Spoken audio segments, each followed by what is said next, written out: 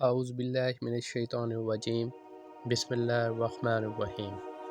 رسول اللہ صلی اللہ علیہ وآلہ وسلم نزول قرآن کے وقت بہت سختی محسوس فرمایا کرتے تھے، اور اس کی علامتوں میں سے ایک یہ تھی کہ یاد کرنے کے لیے آپ اپنے ہونٹوں کو ہلاتے تھے۔ ابن عباس رضی اللہ عنہ نے کہا، میں اپنے ہونٹ ہلاتا ہوں جس طرح آپ ہلاتے تھے۔ سعید کہتے ہیں، میں بھی اپنے ہونٹ ہلاتا ہوں جس طرح ابن عباس رضی اللہ عنہ کو میں نے ہلاتے دیکھا۔ پھر انہوں نے اپنے ہونٹ ہلائے۔ ابن عباس رضی اللہ عنہ نے کہا، پھر یہ آیت اتری کہ اے محمد، قرآن کو جلد جلد یاد کرنے کے لیے اپنی زبان نہ ہلاؤ، اس کا جمع کر دینا اور پڑھا دینا ہمارا ذمہ ہے۔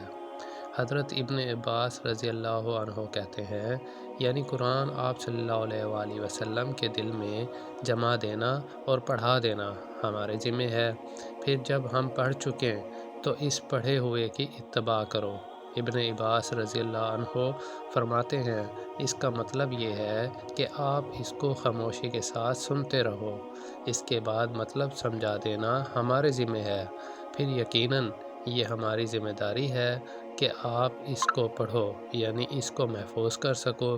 چنانچہ اس کے بعد جب آپ کے پاس حضرت جبرائیل علیہ السلام وحی لے کر آتے تو آپ توجہ سے سنتے، جب وہ چلے جاتے تو رسول اللہ صلی اللہ علیہ وآلہ وسلم اس وحی کو اسی طرح پڑھتے جس طرح حضرت جبرائیل علیہ السلام نے اسے پڑھا تھا۔